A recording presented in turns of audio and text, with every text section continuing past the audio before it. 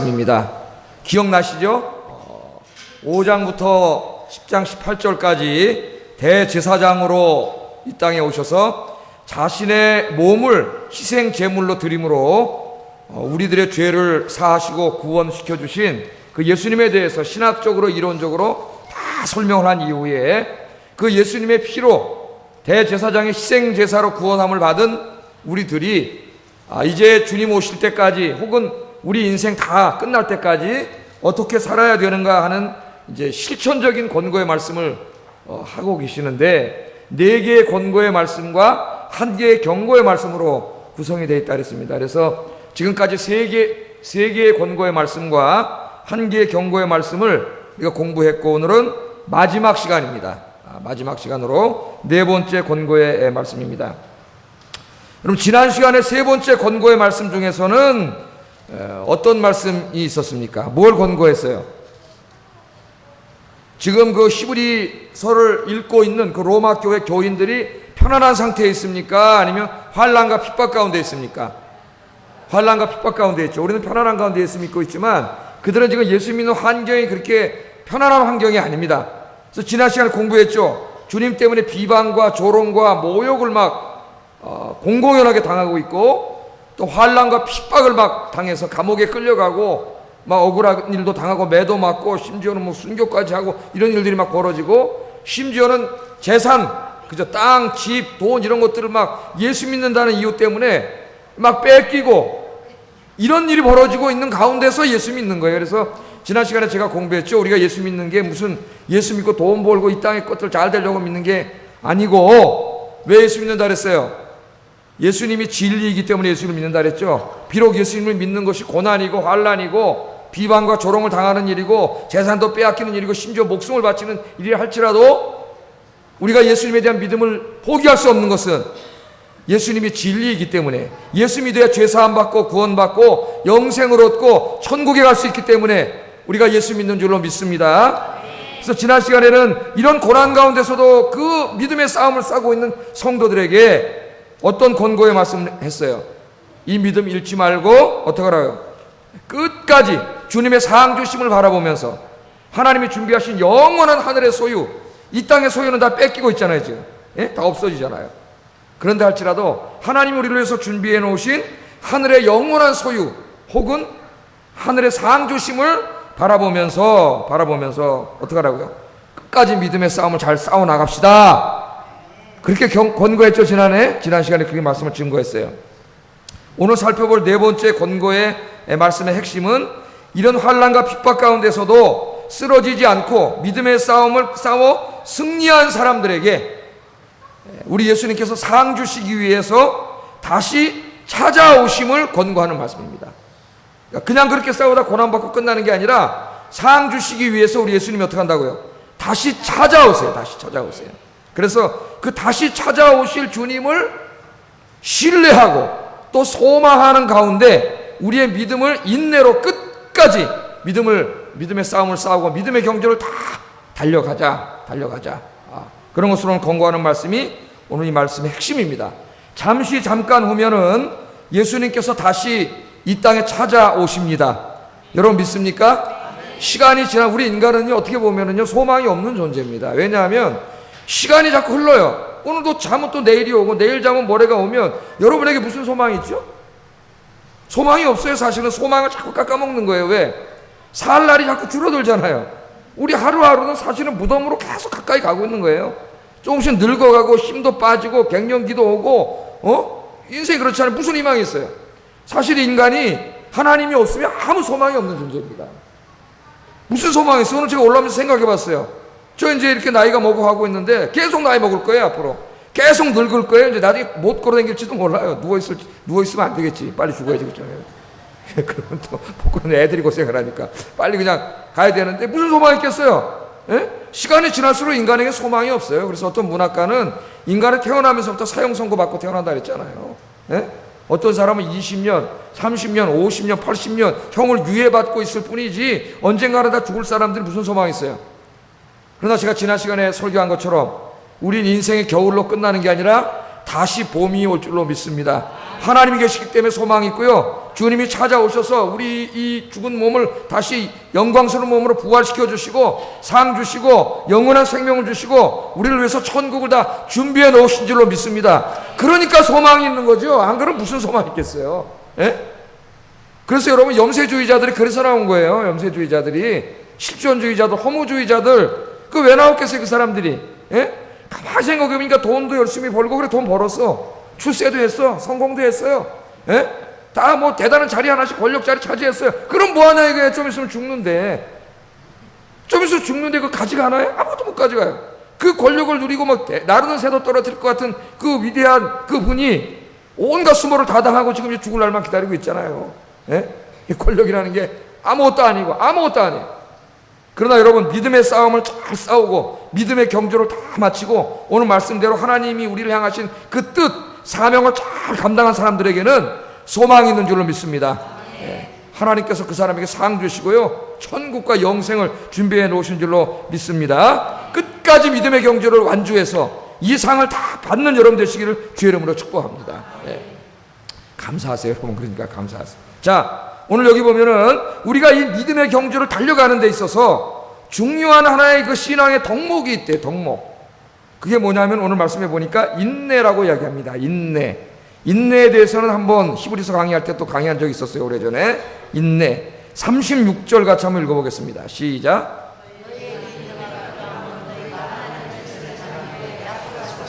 받기 위함이라. 아멘. 너희에게 인내가 필요하다. 인내가 필요하다. 그렇게 말하는데 왜 인내가 필요하냐면은 너희가 하나님의 뜻을 행한 후에 약속하신 것을 받기 위해서 인내가 필요하다. 그렇게 말합니다. 여기 인내라고 하는 말은 이 견디다라고 하는 뜻을 가진 후페메노라고 하는 이 헬라어 동사에서 나온 명사형이에요. 명사형. 그러니까 참고 견딤, 그런 뜻입니다. 참고 견딤. 그러니까 우리가 주님이 다시 재림하셔가지고 우리에게 구원과 영생과 부활의 천국의 이 사항을 주님께서 주실 때까지, 주시러 오시는데 그때까지 우리가 신앙생활을 해나가야 되잖아요. 믿음의 싸움을 싸워 나가야 되잖아요. 근데 그렇게 믿음의 싸움을 싸우는 데서 뭐가 필요하다고요? 예? 참고 견딤이 필요하다는 거예요. 참고 견딤.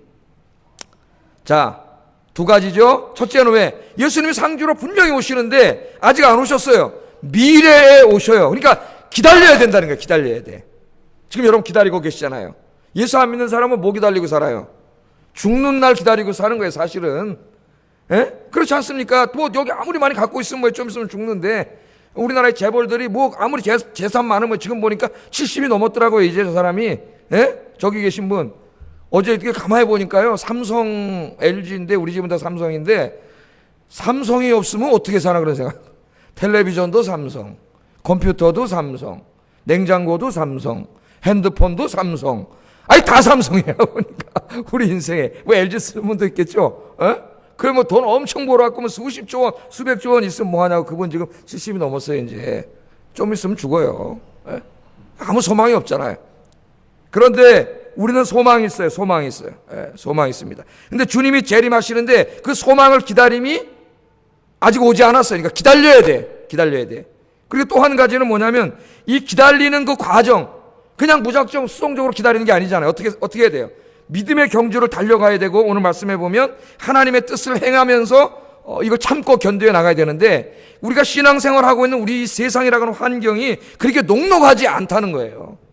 지금 뭐 이 로마 교인들이 당하고 있는 환란은 뭐 엄청난 거죠. 환란 속에서 신앙생활을 해야 되고, 우리가 신앙생활을 해나가는데 뭔가 이 신앙에서부터 우리를 자꾸 쓰러뜨리고 넘어뜨리고 열심히 신앙생활 못하게 하고, 자꾸 오늘 여기 하나님이 걱정하시고 계신 것처럼 믿음이 자꾸 뒤로 물러가고 후퇴하게 만들려고 하는 그런 세력들이 있어요. 우리 살아가는 가운데. 그렇기 때문에 이 끝까지 이런 환경 가운데서 주님이 오실 때까지 기다리면서 바라보면서 소망하면서 신앙생활 하려면은 뭔가 인내가 필요해요. 참고 견디는 게 필요하다는 거예요. 참고 견디는 게 필요하다. 그렇게 오늘 말씀을 하고 있습니다. 자, 우리는 미래에 하나님께서 우리를 위해서 준비하신 상, 그걸 우리가 확신하는 게 믿음이고 기다리는 게 소망이에요.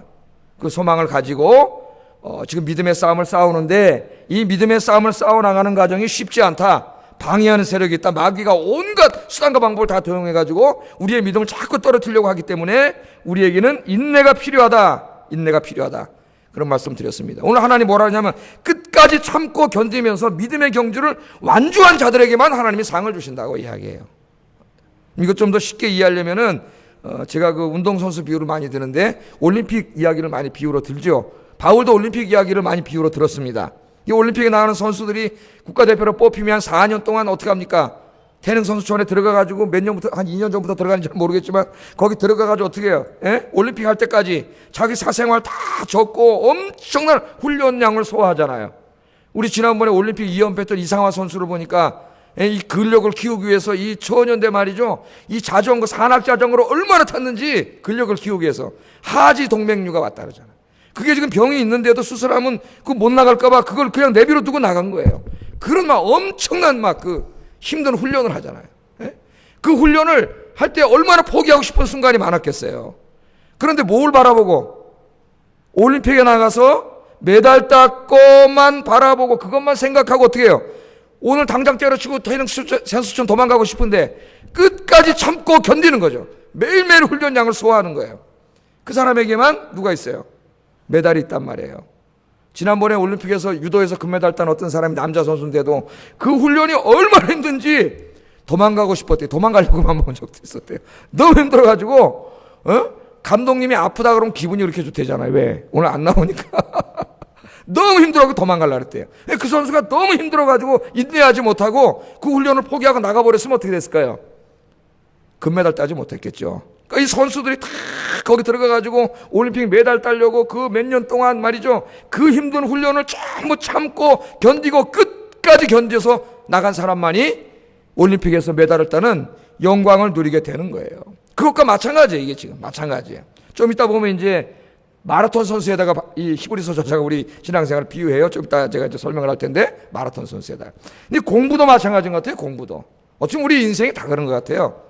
공부해가지고 어떤 애가 뭐 이렇게 해서 뭐 만점을 맞았다거나 그러면 텔레비전에 나가서 인터뷰를 하잖아요. 인터뷰하는데 어떤 친구가 하나 얘기하는데 걔가 쭉 얘기하면서 공부하는데 뭐가 제일 중요하냐 그랬더니 공부 열심히 하는데 제일 중요한 게 자기가 보니까 인내와 끈기라래. 인내와 끈기. 얼마나 놀고 싶겠습니까? 애들이 그 나이 때 나가서 하고 싶은 게 얼마나 많겠어요. 근데 매일 들어박혀가지고 공부만 해야 되니까 말이죠. 그냥 때려치고 싶은 게 많은데 끝까지 자기가 목표한 것을 이루기 위해서 끝까지 참고 인내하고 견딘 그 아이만 어떻게 되는 거예요? 자기가 목표한 목표를 이룰 수 있는 거예요. 우리 인생도 마찬 것 같습니다. 우리 인생도 다 그렇잖아요. 노력 없이 얻을 수 있는 게 있나요?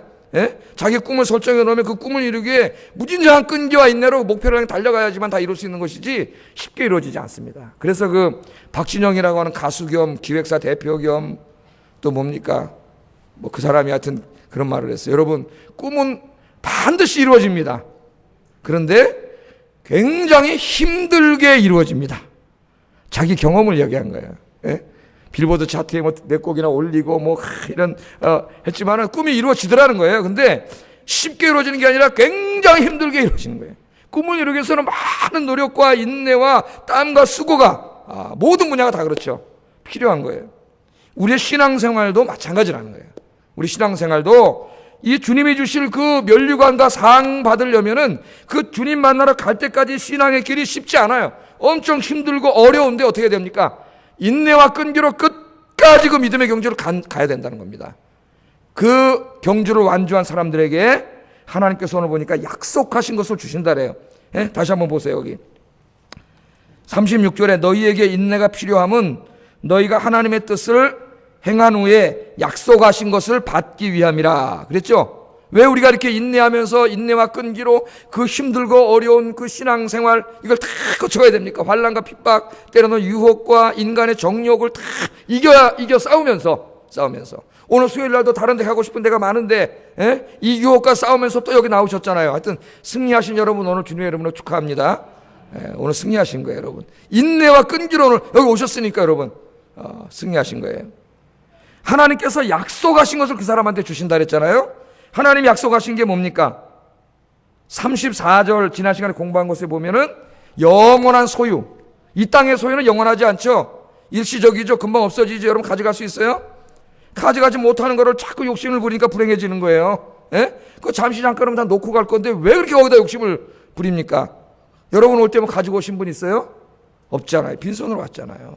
빈손으로 왔다가 빈손으로 가는 거예요, 인생은. 못 가져가는데 왜 그걸 그렇게 가져가려고 그러세요? 그 전도서 지혜자가 뭐라 그럽니까? 어떤 사람은 미련하게 돈을 엄청나게 벌어갖고 쌓아놨어. 그걸 다 쌓아놓고 죽어버렸어요. 그럼 그 다음 재산이 자식에게 갈 수도 있고 누구에게도 갈 수도 있지만은 그 다음 사람이 그 돈을 갖고 무슨 짓을 하고 어떻게 살지 어떻게 하느냐? 에? 왜 그렇게 미련한 짓을 하느냐? 그 하나님 주신 것들을 좋은 일에 다 쓰고 가야 되는데, 그 다음 사람이 받아서 그걸로 죄진 데 쓰고 엉망진창으로 다 쓸지 어떻게 하느냐? 제일 어리석은 자다. 그런 얘기를 하잖아요.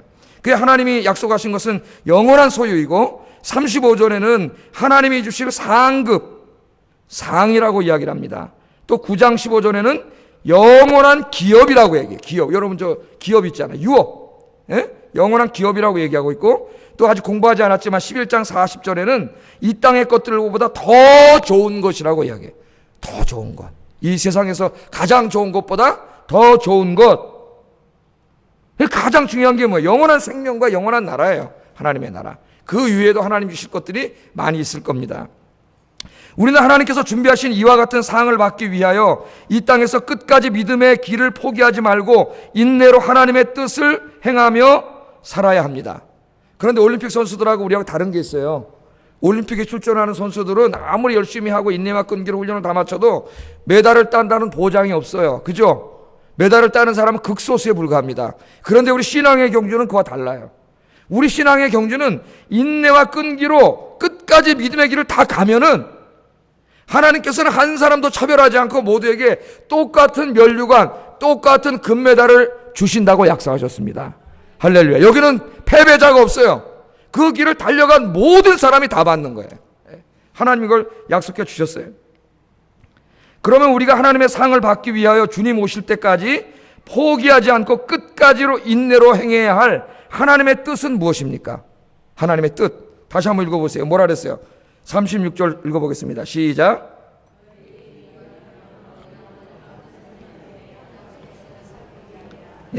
여기 보면 하나님의 뜻을 행하는 것과 약속하신 것을 받는 것이 밀접하게 연관되어 있습니다.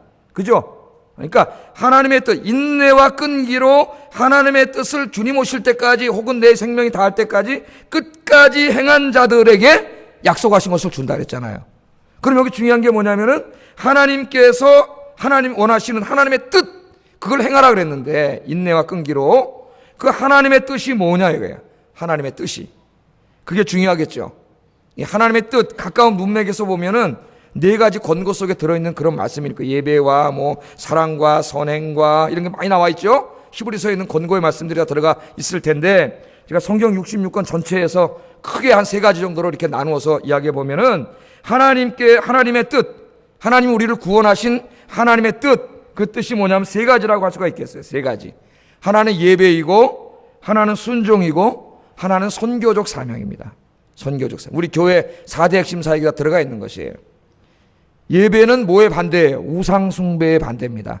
우상숭배. 우리는 하나님을 하나님으로 높이고 창조주 하나님으로 구원의 하나님으로 높이고 찬양하고 그 하나님을 내 인생의 가장 소중한 존재로 여기고 그 하나님께 찬양과 경배를 올려드리는 게 뭐예요? 그게 예배예요. 예배. 그 예배자의 마음속에는 하나님이 자기 인생에서 제일 소중한 분이에요. 제일 사랑하는 분이에요. 제일 내 삶의 우선순위에서 위에 있는 분이에요. 그분을 찬양하고 그분께 영광과 존귀를 올려드리는 게 예배예요. 그래서 히브리서 저자는 뭐라 그랬어요? 마지막 날이 가까움을 볼수록 어떤 사람들이 자꾸 예배 시간을 줄이고 예배를 자꾸 어떻게 해요? 없애버리려고 노력하는데 그런 습관을 따라가지 말고 주님 오실 때를 가까운 줄을 바라볼 때마다 더욱더 모이는데 힘쓰라 그랬죠. 더욱더 예배하는데 힘쓰라 그랬어요. 특별히 사순절 기간입니다. 여러분 예배에 더욱 힘쓰시는 여러분 되기를 주의 이름으로 축복합니다. 그 다음에 두 번째 중요한 것은 순종이에요. 순종. 우리의 신앙생활은 우리 마음대로 하는 게 아닙니다. 우리의 신앙생활은 하나님의 말씀대로 하는 거예요. 여러분의 인생도 마찬가지예요. 여러분의 인생이 여러분 기분 내키는 대로 사는 게 아니에요. 우리 예수 믿는 사람들은 뭐를 삶의 기준으로 삼고 살아야 돼요? 하나님의 말씀을 삶의 기준으로 삼아서 우리 삶의 모든 영역에서 하나님의 말씀에 순종해야 돼요. 근데 가정의 문제라든가 무슨 경제의 문제라든가 무슨 자녀를 키우는 문제라든가 부부의 문제라든가 관계의 문제라든가 이 교회 안의 생활의 문제라든가 모든 삶의 문제에서 뭐를 추구해야 돼요? 하나님의 뜻을 추구해야 돼요. 그래서 지난 금요일 날 제가 그 민수기 말씀을 증거했죠. 그 모세와 그 슬로바스의 딸들과 또 그 요셉 지파의 그 지도자들이 다 모여가지고 땅 나누는 문제 하나 가지고 어떤 게 하나님의 뜻인지 열심히 토론해가지고 답을 내잖아요. 답을. 그러니까 그 정도로 여러분 이제부터는 내 삶의 모든 영역, 큰 일이든지 작은 일이든지 모든 일에 있어서 또 하나님의 교회를 섬기는 모든 일에 있어서도 하나님의 뜻을 먼저 구하고 하나님의 말씀에 순종하기를 주의 이름으로 축복합니다. 사실 신앙생활은 순종하는 거예요. 순종. 하나님의 말씀에 순종하는 거예요. 왜 인간이 이렇게 불행하게 됐어요? 그 시작 여기서 이렇게 된 거예요. 불순종이에요. 불순종. 하나님의 말씀에 불순종하고 마귀의 말에 순종하기 때문에 우리에게 죄가 들어왔고 죽음이 들어왔고 고통과 질병이 들어왔어요. 예? 그래서 예수님께서 십자가에서 하나님의 뜻에 순종하심으로 우리에게 생명을 주시고 우리에게 영생을 주게 된 줄로 믿습니다. 순종. 그 다음에 세 번째는 뭐예요? 선교예요. 선교. 선교는 복음을 전하는 겁니다. 복음이 뭐예요? 오늘 우리 히브리서에서 배운 이 모든 게 다 복음이에요. 하나님께서 우리들을 얼마나 사랑하셨는지 외아들을 보내주셨습니다. 여러분을 위해서 외아들을 보내주셨습니다. 하나님의 외아들인 예수님께서 이 땅에 오셔서 십자가에서 당신의 죄의 문제를 다 해결해 주셨고 부활하심으로 영원한 생명을 주셨습니다. 이제 앞으로 모든 이 땅의 악을 심판하시고 의인들을 구원하시기 위해서 다시 찾아오실 겁니다. 예수님께서 다시 찾아오실 때 죄로 병들고 파괴된 이 세상을 치유하시고 회복시키셔서 이 땅에 하나님의 나라를 다시 세우실 것이고 여러분과 함께 거기서 영원히 살 것입니다. 할렐루야. 그게 복음이에요. 복음. 그게 기쁜 소식이에요. 이 인류의 소망의 소식이에요. 여러분 이 복음을 땅끝까지 이르러 증거하시는 여러분 되기를 주의 이름으로 축복합니다. 특별히 우리 히브리서 저자는 이제 그 히브리서 12장을 가게 되면은 우리의 이 믿음의 경주를 마라톤에다 비유하고 있습니다. 마라톤. 이제 그때 가서 또 공부하겠지만은 마라톤에다 비유하고 있어요. 그러니까 우리가 이제 예수 믿어가지고 내 생명이 다할 때까지 신앙생활 해 나가야 되잖아요. 그 신앙이 긴 과정을 마라톤 선수에다 비유했다고요. 마라톤 몇 킬로 뜁니까? 42.19km인데 여러분 이제 막 달린 사람도 있고 시작한 사람도 있고 이제 지금 막 달리고 있는 사람도 있어요. 우리 모두가 지금 막 달리고 있습니다. 어쩌면 경기장 안에 들어와서 뛰려고 하고 있는지도 몰라요. 그런데 이 마라톤 선수들 얘기를 들어보면은 마라톤 완주를 하는데 선수들도 쉬운 게 아니라 그러잖아요. 30 몇 킬로 하고 몇 번의 고비가 온답니다. 정말 완전히 몸에 탈진 싹 되고 더 이상 뛸 수 없는 상태까지 온대잖아요. 그때 포기하고 싶대잖아요. 포기하는 선수들이 있어요. 포기하는 선수들이. 이 마라톤을 할 때 그런 포기하고 싶은 때가 있다는 거예요. 그러나 이 마라톤 선수들이 영광의 면류관 바라보면서 끝까지 달려갑니다. 그러니까 그 면류관에 대한 소망이 없으면 달려갈 수 없어요, 사람이. 근데 끝까지 달려가는 거예요.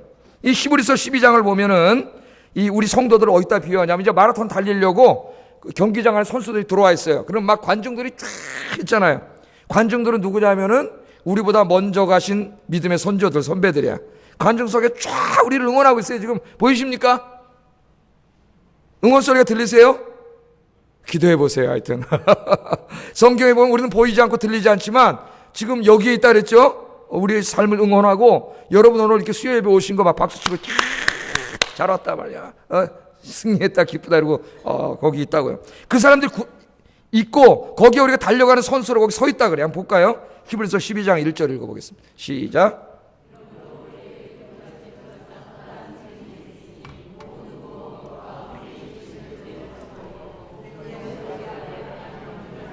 아멘. 여기도 인내로서 경주를 하라고 나오죠. 마라톤 경기 하려고 그 경기장에 다 모여 있습니다. 이제 우리가 땅 하면 다 뛰어나갈 겁니다.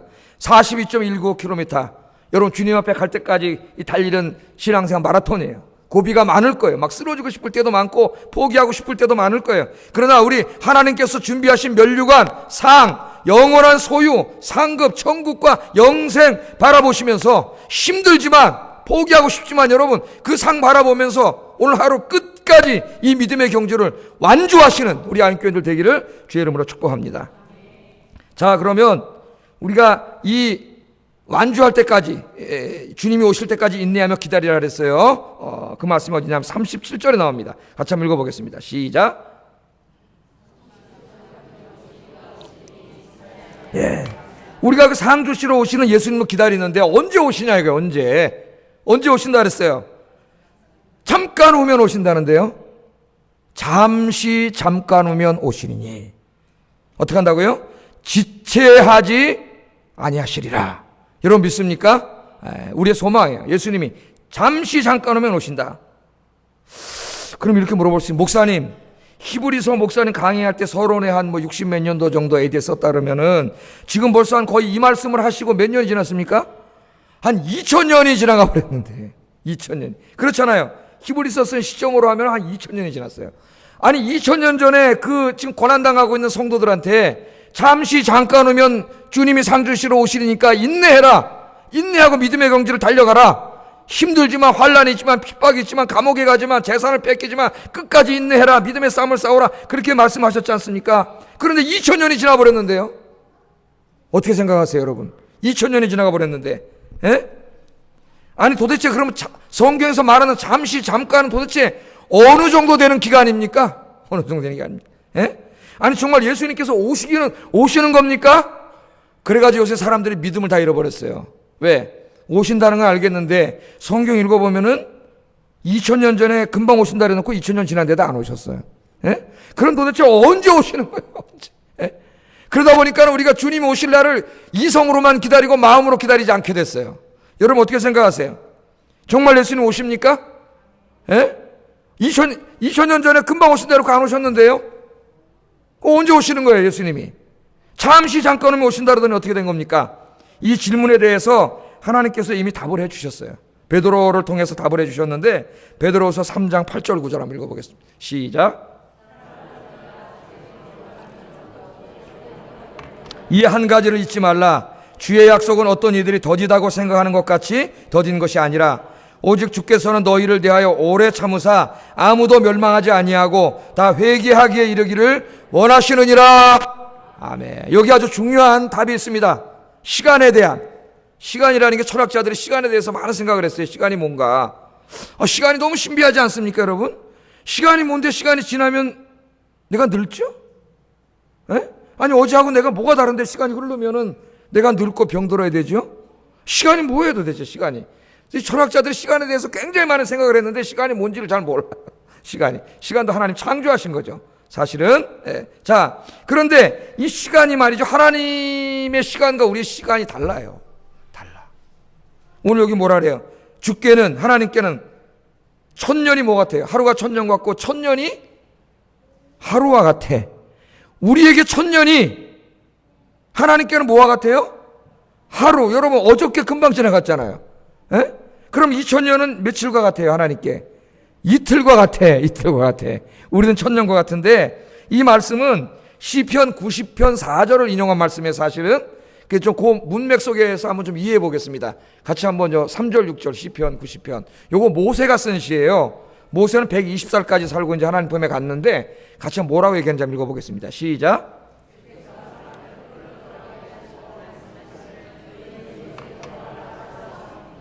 주의 목전에는 1000년이 지나간 어제 같으며 밤의 한순간 같을 뿐입니다. 주께서 그들을 홍수처럼 쓸어가시나이다. 그들은 잠깐 자는 것 같으며 아침에 돋는 풀 같으니이다. 푸른 아침에 꽃이 피어 자라다가 저녁에는 시들어 마르나이다. 조금 더 읽어보면 뭐라 그래요? 인생 너희들이 뭐냐? 인생 뭐예요? 70이요. 강건하면 80이지만 그 시간도 얼마나 빠르게 지나가는지 날아갑니다. 10절 읽어보세요. 10절. 좀 더 읽어보면 모세가 그렇게 얘기해요. 인간이 70이고 건강은 80까지 사는데 그 시간도 얼마나 짧은지 날아간다 그랬어요. 모세가 날아간다 그랬어요. 자, 이 모세가 지금 시편이에요. 모세가 지금 뭘 합니까? 하나님의 영원성과 인간의 일시성을 대조하고 있습니다. 하나님은 시간 속에 갇혀있지 않아요. 시간은 하나님이 창조하신 것이에요. 이 창조 세계는 시간과 공간의 지배를 받지만 창조 세계를 넘어가는 하늘, 하나님이 계신 곳에 가면 영원의 지배를 받아요. 그러니까 시간이라는 게 없어요. 거기 가면 시간이 없는 게 뭔지 우리는 몰라요. 잘 경험해보지 못해서. 왜? 우리는 시간 속에 이때까지 태어나서 자랐기 때문에 몰라요. 하나님 앞에는 영원이에요. 영원. 모든 인간에게는 어마어마한 시간이 1000년. 1000년 전이면 지금 무슨 시대예요, 여러분? 고려 시대에도 훨씬 전해가지고 어딥니까? 막 고려가 생겨날 때 정도 됩니까? 뭐 고려 초기나 뭐 이 정도 되겠죠? 제가 연도수 기억 안 나는데, 이 인간에게 1000년은 어마어마한 시간이지만은 하나님께는 하룻밤에 불과한 짧은 시간이라고 모세가 이야기합니다. 하룻밤. 그러니까 하나님은 영원 속에 계시기 때문에 1000년 같은 거 인간의 역사에 1000년은 하나님한테는 하룻밤도 안 돼요. 하룻밤. 짧은 시간이에요. 그러니까 인간이 이 땅에서 1000년을 산 적이 있었어요. 언제 산 적이 있어요? 거의 1000년. 아담 시대고 좀 내려오려면 무도셀라 같은 사람 거의 그 당시 사람들은 거의 900살 이상 살았다고. 900살. 와, 그럼 900살. 기가 안 막힙니까? 900살까지. 앞으로 900살까지 살려면 저도 아직 900년 더 살아야 돼요, 지금. 900년을. 그렇게 1000년을 산다 할지라도 영원하신 하나님 앞에서는 한 점도 안 되는 짧은 시간에, 한 점. 불교 말로 하면은, 불교 용어는 찰나라 그러죠. 찰나. 그 영겁의 시간에 비하면 이 인생은 찰나래, 찰나. 점도 안 되는 거야, 점도. 우리는 예수님께서 다시 온다고 말씀하신 후에 2000년이라는 시간이 지났다고 말합니다. 아니, 잠시 잠깐 오면 하나님 오신다 해놓고 2000년이 지나갔잖아요. 2000년이 지나갔죠. 2000년 너무 긴 시간 아닙니까? 그렇게 생각할 수 있습니다. 하나님의 시간과 우리의 시간이 다르다는 것을 기억하세요. 하나님은 영원 속에 거하시는 분이고 우리는 시간 속에 거하는 사람입니다. 100년을 채 살지 못하는 인간에게 1000년은 엄청난 시간이지만 영원 속에 거하는, 영원은 그냥 영원 그러면 안 돼요. 영원 속에 거하는 하나님께는 1000년은 하룻밤도 안 되는 시간이에요. 하룻밤도 안 되는 시간이에요. 하나님께서 거하시는 영원 속에서 하루와 1000년은 거의 차이가 없습니다. 아시겠어요? 차이가 없어요. 마치 여러분 바닷물, 태평양 바다 가가지고 지금 비행기가 어디 빠졌는지 찾고 있는 데가 어떻게 찾아요? 그 망망대해서. 요만한 컵에다가 물 한 컵 뜨나? 양동이로 물 한 컵 뜨나? 양동이 하나 뜨나? 바닷물에서는 아무 차이가 없어요. 줄어들잖아요. 똑같아요, 이게. 이해가 되세요? 우리 돈 없는 저 같은 사람에게는 10,000원하고 1,000,000원은 차이가 있지만은 수십조 원 있는 저기 있는 양반들한테는 10,000원이나 1,000,000이나 거의 차이가 없어요. 다 한 점도 안 되는 돈이 한 푼 껌값이에요. 껌값. 시간도 마찬가지예요. 100년도 못 사는 인간, 기껏해야 인간 역사가 몇 년이나 됐습니까? 이거 안 되는, 문명이 발달한 역사가 벌써 4,000~5,000년밖에 안 되는데 말이죠. 짧아요. 우리 100살도 못 살아요. 엄청난 기간이지만 영원 속에 있는 하나님에게는 하루나 1000년이나 차이가 없다니까요. 단 한 점도 안 되는 시간이에요. 왜? 영원한 속에 있기 때문에 거기는 1000년이고 10,000년이고 하루는 다 똑같은 하나의 점밖에 안 돼요. 점밖에. 이해가 되십니까? 예, 이해가 되실 줄로 믿습니다. 그래서 하나님 앞에는 1000년, 2000년이 우리에게 이틀 지나간 것 같아요. 이틀 지나. 그리고 하나님 앞에서는 더 정확하게 말하면 시간이 흐르지 않습니다. 시간은 흘러요. 그렇죠? 시간은 흘러요. 그런데 영원 속에 보면 시간은 평면이에요. 평면. 나는 여기에 있고 아담은 여기에 있어요. 이걸 세워놓으면 시간이 돼가지고 시간이 흘러서 지금 몇천 년이 지나온 거예요. 그런데 하나님은 딱 평면이에요. 여기 있나 여기나 하나님 한 번에 보는 거예요. 시간을. 하여튼 우리 잘 이해가 안 돼요. 제가 설명을 하려고 노력할 테니까 하여튼. 그러니까 여러분 하나님 여기 있나 여기 있나 똑같은 거예요. 하나님 보시기에는. 그래서 이 오묘한 사실을 이미 베드로가 깨닫고 이 말하자. 하나님께는 1000년이 하루와 같다는 이 사실을 왜 모르느냐. 그럼 하나님 너희가 왜 이렇게 주님이 오시지 않느냐고 더디다고 빨리 오시라고 그렇게 얘기하는데 절대 더딘 게 아니에요. 지금 우리 예수님께서 빨리 오시고 싶은데 기다리고 계세요. 뭘 기다리고 계신다래요? 택하신 자들이 다 하나님께로 회개하고 돌아올 때까지를 어떻게 하고 계시는 거예요? 기다려주시는 거예요. 기다려주시는 거예요. 그러니까 이 하나님 주님이 기다려주시는 게 하나님의 은혜요 사랑인 줄로 믿습니다. 그러니까 우리가 열심히 전도해가지고 택하신 백성들이 다 이렇게 주님이 계획하신 예정 속에 다 차면은 그때 누가 오세요? 우리 주님께서 찾아오셔서 여러분 이 땅에 악을 심판하시고 여러분에게 사랑 주시고 여러분 부활시켜가지고 영원한 생명을 주시고 하나님 나라를 다 완성하셔서 여러분 거기에 하나님과 함께 그 너무 좋은 나라에서 영원히 살게 될 줄로 믿습니다. 할렐루야. 그러니까 이게 2000년 지났는 데가 아니라 성경에서는 언제 오신다고 얘기하지 않고 반드시 오신다고 이야기해요. 언제가 중요한 게 아니에요. 그건 다 이단이에요. 언제 병이 걸린 사람 다 이단 돼버렸어요. 반드시 오셔. 엄마가 아기를 가지면 어떻게 돼요? 반드시 해산할 날이 있고, 예? 그죠? 반드시 오신다는 거예요. 또 언제 오실지 몰라. 밤에 도둑놈이 언제 올지 어떻게 알아요? 모르잖아요. 예? 그것처럼 반드시 오시는데 언제 올지 몰라요. 언제. 그래서 항상 두렵고 떨림으로 신앙생활 하라 했죠. 두렵고 떨림으로. 예? 주님이 언제 오실지 모르기 때문에 우리는 하루를 마지막같이 살아야 돼요. 오늘 밤에 오실 수도 있고 여러분 주무실 때도 올 수 있기 때문에 그 하루를 정말 최선을 다해야 돼요. 그걸 우리가 이 신학적인 용어로 종말론적인 신앙이라 해요. 주님이 언제 오실지 모르기 때문에 우리는 하루하루에 최선을 다해야 돼요. 왜? 오늘이 끝일 수 있어요. 오늘이. 또 주님이 안 오신다 할지라도 오늘 밤에 내 생명을 자다가 거둬가실 수도 있어요. 자다가 간 젊은 사람들도 많이 봤습니다. 제가 교회에서 심장마비라든가 심근경색이라든가 하나님 데려가시면 가는 거예요. 그러므로 우리에게는 오늘이 굉장히 중요해. 나 내일부터 일해야지. 나 뭐 한 달 후부터 일해야지. 천만의 말씀이에요. 그런 말씀하지 마세요. 오늘이 중요해요. 오늘이. 오늘 주님이 오실 때 여러분 모습은 어떤 모습이에요?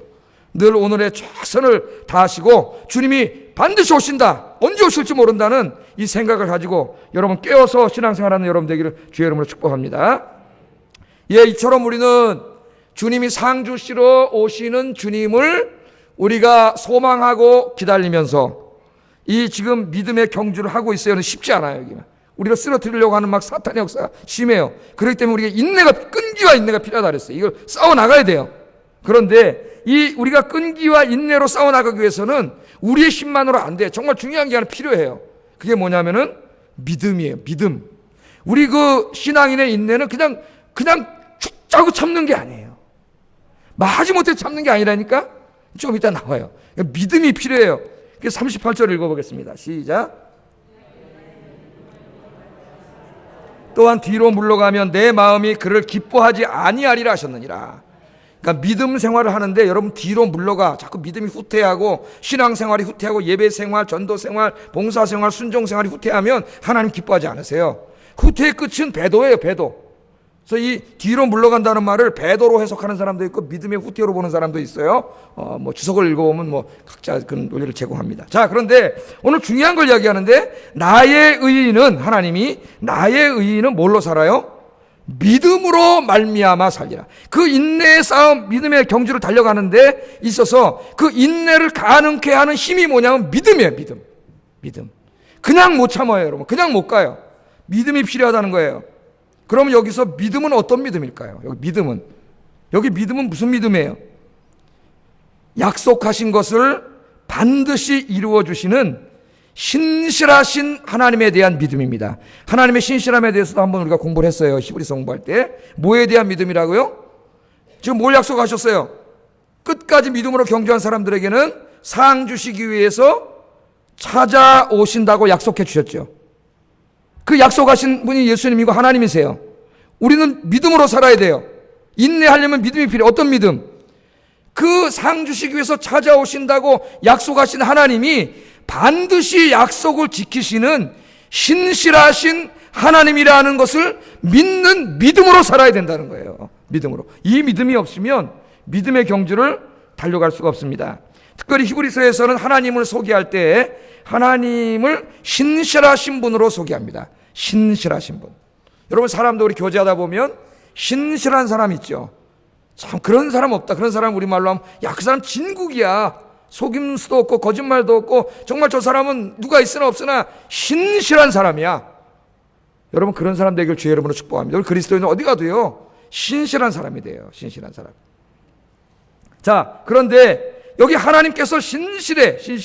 하나님을 신실한 하나님으로 소개하는데 이미 공부한 10장 23절과 또 이제 다음에 공부하게 될 11장 11절의 말씀이 나와요.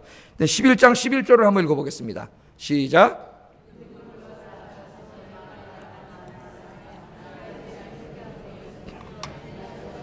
미쁘신 줄 알았음이라. 여기 미쁘다고 번역한 우리말이 신실하다는 말이에요. 좀 바꿨으면 좋겠어요. 미쁘다는 말은 잘 모르잖아요, 우리가. 하나님 어떤 말이에요? 약속하신 하나님 미쁘신 줄 알았다는 것은 신실한 분임을 확신했다는 겁니다. 살아난 아기가 없지 않습니까? 아기 날 나이가 지났어요. 경수가 끊어졌어요. 불가능해. 그런데 하나님께서 아기를 주신다 그래. 믿을 수가 없어요. 아기를 주시니까 참고 인내하고 믿음으로 기다리래. 하나님 주실 때까지. 예? 다른 거 하지 말고. 근데 사라가 때로는 믿음이 없어가지고 인내하지 못하고 다른 짓 했죠. 자기 종을 갖다 남편한테 줘가지고 애기나 씨바지로 줘가지고 자기가 빼서 지 아들 삼으려고 이스마엘 나가지고 일이 잘 풀렸어요? 그것 때문에 가정 불화가 생기고. 여러분, 하나님이 원하시지 않는 길을 택하면 반드시 문제가 생겨요. 여러분, 절대 이렇게 하지 마세요. 그런 일도 했지만, 그러나 전체적으로 막 이 사라가 끝까지 믿음으로 인내로 기다려서 나중에 100살이 다 돼가지고 90살에 아기를 얻었지 않습니까? 예, 아기를 얻었어요. 자, 그 아기를 얻을 때 어떻게 이 사라가 인내하면서 기다릴 수 있었느냐 이거예요. 뭐 때문에 기다렸다고요? 그 약속을 하신 이가 신실하신 분인 줄 알았기 때문에. 할렐루야. 하나님은 신실한 분이에요. 인간은 참 신실한 사람도 있지만 드물어요. 예? 인간은 거짓말하고 속이고 그런 게 많아요. 예? 그러나 하나님은 절대 그렇지 않아요. 하나님은 신실하신 분이 한 번 약속하신 것은 반드시 지키셔요. 그래서 지난 시간에 제가 설교할 때 하나님은 약속을 지키기 위해서 누구를 주셨다 그랬어요? 사랑하는 외아들의 생명까지도 주셨다 그랬어요. 우리를 구원하시겠다는 약속을 지키기 위해서. 하나님은 그만큼 어떤 분이에요? 정확하신 분이고 신실하신 분이에요. 그래서 사라가 어떻게 나이가 많아서 경수가 끊어졌는데도 인내로 기다릴 수 있었느냐? 그 약속하신 하나님이 신실한 하나님이기 때문에, 반드시 약속한 걸 이루어 주실 하나님이기 때문에. 할렐루야. 하나님은 신실하신 분이에요. 성경에 약속하신 모든 약속들 반드시 이루어 주실 줄로 믿습니다. 예. 이 신실함 때문에 사라가 승리할 수 있었다는 겁니다. 특별히 오늘 이 말씀은 의인은 믿음으로 살리라, 신약에서 2번 인용이 돼요. 로마서 1장 16절 17절에도 인용이 되고 좀 다르게 인용되는데 오늘 본문에 인용이 됩니다. 이 말씀은 하박국 2장 4절을 인용한 말씀이에요. 하박국 2장 4절. 하박국이 말이죠. 하박국 시대가 어느 시대예요? 그러니까 신약에서 구약이 인용된 말씀이 나올 때는 그 구절만 가지고 얘기하면 안 돼요. 그 구절이 사용된 전체 맥락을 봐야 됩니다. 전체 맥락. 그게 참 중요한데, 자, 바벨론 군대가 쳐들어와 가지고 막 성이 무너지고 불타고 하나님의 성전까지 다 불타고 집들을 다 약탈당하고 농사진 거 다 뺏기고 막 이런 난리가 벌어졌어. 난리가. 하박국이 보니까 화가 나는 거예요. 하나님 앞에. 왜? 지금 여기 쳐들어온 놈들은 이방 사람들이에요. 이거 할례받지 못한 인간들이에요. 그런데 이 사람들이 지금 하나님의 백성들에게 쳐들어와가지고 성을 파괴하고 집을 불태우고 농사진 거 다 뺏어가고 사람을 죽이고 막 이런 일들이 막 벌어지는 겁니다 지금. 그런데 하나님이 가만히 계신 거예요. 하박국이 보니까. 그래서 화가 났어요. 하나님 앞에. 하나님 화가 났어요. 그래서 하나님 앞에 불만을 가지고 따집니다. 하나님은 진실하신 하나님이고 거짓이 없는 분이고 정의로우시고 공의로우신 하나님인데 이 불의한 자들에게 의로운 백성이 이렇게 고난을 당하는데 왜 보고만 계십니까? 우리도 전에 그런 적 있습니다. 저도 청년 때. 이 사회가 불의가 판을 치고 그럴 때 왜 하나님 보고만 계십니까? 이 불만이 있었어요. 여러분 그런 기도 한번 드려본 적 있으세요? 하나님 앞에 도전적인 기도입니다. 그리고 하박국 2장에 보면은 성전으로 올라가요. 내 이 질문에 대해서 하나님께서 무엇라고 대답하실는지 내가 보리라. 공의로우신 하나님이 왜 불의가 판을 치는 걸 보고 있는지 내가 물어봤으니까 하나님이 뭐라고 대답하실지 내가 한번 보겠다. 그리고 성전에 들어가서 하나님 대답을 기다립니다. 우리가 엄청난 기도예요. 난 이런 기도를 아직 해보지 못했어요. 하나님 앞에 엄청난 기도를 드렸어요. 그랬더니 하나님이요 얼마나 좋으신 분인지 대답해 주셨어요. 대답해 주셨어요. 하박국 2장 2절 3절에 이렇게 대답을 하십니다. 읽어보겠습니다. 시작.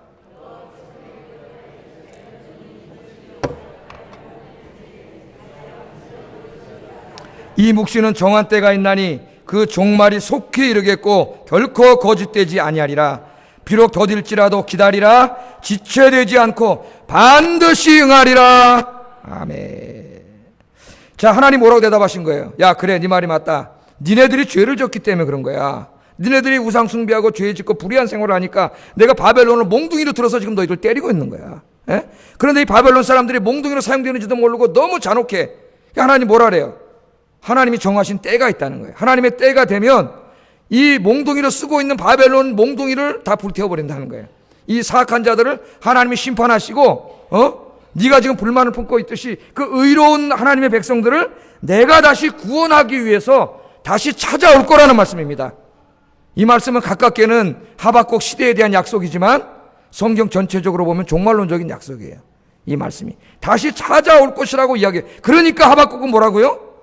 더딜지라도 네가 생각하기에 그날이 왜 이렇게 빨리 이루어지지 않느냐고. 70년 만에 이루어지는데 이 약속이요. 더딜지라도 어떻게 하라고요? 기다리라. 이 인내하라는 말이죠.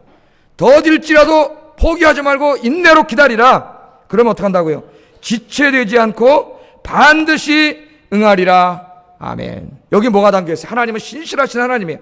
그래서 이 말씀을 하시면서 하신 말씀이 하박국 2장 4절, 의인은 이 신실하신 하나님을 믿는 믿음으로 살 것이니라. 아멘. 이 말씀이 거기서 나온 거예요.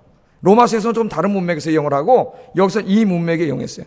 하나님이 악인들을 심판하고 의인을 구원하기 위해서 다시 찾아오신다고 약속을 하셨는데, 이제 의인은 비록 이 땅에 전쟁이 일어나고 성이 불타고 집이 불타고 막 엉망진창이 됐다 할지라도 그 현실을 바라보지 말고 모든 것을 회복시키기 위해서 찾아오실 하나님, 그 신실하신 하나님을 믿는 믿음으로 살아야 된다고 말씀입니다. 믿음으로 살아야 된다. 하박국은 하나님과의 이 만남을 통하여 하나님께서는 약속하신 것을 하나님의 때에 반드시 이루어주시는 신실하신 하나님임을 확신하게 되었습니다. 이게 우리 신앙에 굉장히 중요합니다, 여러분. 하박국이 신실하신 하나님에 대한 확실한 믿음을 갖게 되었을 때 하박국은 이제 더 이상 불평하지 않습니다. 불만하지 않습니다. 전쟁의 폐허 속에서 이렇게 찬송하고 고백합니다. 그 유명한 말씀이죠. 하박국 3장 17절 19절 읽어보겠습니다. 시작. 감람나무에 소출이 없으며 밭에 먹을 것이 없으며 우리의 양이 없으며 외양간에 소가 없을지라도 나는 여호와로 말미암아 즐거워하며 나의 구원의 하나님으로 말미암아 기뻐하리로다. 주 여호와는 나의 힘이시라. 나의 발을 사슴과 같게 하사 나를 나의 높은 곳으로 다니게 하시리로다. 아멘. 여러분, 이 말씀이 바로 이런 문맥에서 나온 말씀입니다. 하박국은 지금 여전히 전쟁의 폐허 속에서 살고 있습니다. 바뀐 것 아무것도 없습니다. 적군이 들어와서 성을 헐고 집을 불태우고 농사 지은 것들과 우양을 다 뺏어갔습니다. 무화과 나무와 포도나무에 열매가 없습니다. 감람나무에 아무 소출이 없습니다. 밭에 먹을 것이 없습니다. 우리의 우양이 없습니다. 그 삶에 아무것도 없습니다. 어디를 둘러보아도 슬픔과 절망뿐입니다. 하박국의 신실한 하나님에 대한 믿음이 없을 때는 절망과 원망뿐이었습니다. 그러나 신실하신 하나님에 대한 확실한 믿음을 갖게 되었을 때 하박국에는 소망과 기쁨으로 가득하게 됩니다. 이제 하박국은 절망하지 않습니다. 오히려 즐거워하고 기뻐합니다. 오히려 하나님을 찬양합니다. 하박국은 신실하신 하나님께서 반드시 악한 자들을 심판하시고 택하신 의로운 백성들을 구원하시기 위해서 찾아오실 것을 확신했기에 고통과 절망의 한가운데서도 소망을 갖고 구원의 하나님을 찬양할 수 있었습니다. 비록 무화과 나무와 포도나무에 열매가 없고 밭에 소출이 없고 우리의 우양이 없고 집들은 불타 없어졌을지라도 하박국은 오직 구원의 하나님, 신실하신 하나님을 바라보며 기쁨의 찬양을 부를 수 있었습니다. 할렐루야. 그러므로 우리에게 필요한 것은 믿음이 필요한 거예요. 의인은 돈으로 사는 게 아닙니다. 의인은 뭘로 살아요? 믿음으로 살아요. 믿음으로. 우리가 살고 있는 세상이 하박국과 같은 일들이 벌어지는 세상일 수 있습니다.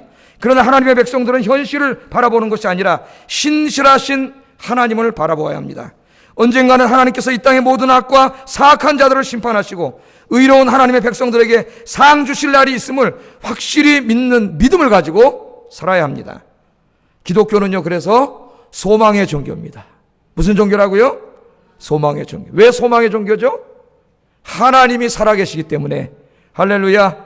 하나님께서 약속하신 것들을 반드시 이루어주시는 신실하신 하나님이기 때문에, 그 하나님이 살아계시기 때문에 우리 기독교는 소망의 종교인 줄로 믿습니다. 잠깐 어려움이 있고 고통이 있을 수 있지만 기독교는 절망하지 않습니다. 왜요? 신실하신 하나님이 계시잖아요. 할렐루야. 하나님은요, 저 마지막 때에 이 세상에 하나님 나라를 이루기 위해서도 오시지만은, 그러나 이 역사가 진행되는 동안, 여러분의 인생이 살아가는 동안, 여러분 인생의 매 순간순간마다 여러분이 기도하는 기도의 제목을 들어주시고, 일용할 양식을 공급해 주시고, 건강을 주시고, 자녀들을 키워주시고, 가정의 문제를 해결해 주시고, 일용할 양식을 공급하시고, 할렐루야. 그 일을 하기 위해서도 날마다 여러분에게 찾아오시는 하나님인 줄로 믿습니다. 그 약속이 성경에 다 되어 있잖아요. 그래서 하나님 우리 아빠라 그랬어요. 아빠. 예? 아빠, 자식이 뭘 달라 그러면 아빠가 좋은 거 주지 않겠느냐? 예? 하늘에 계신 아버지가 자식이 달라는데 좋은 것으로 주지 않겠느냐? 아멘. 믿습니까?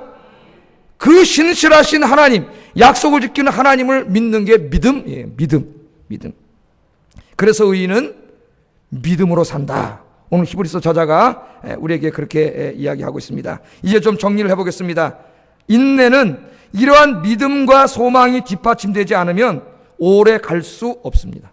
그냥 참아야지. 그런 게 인내가 아니에요.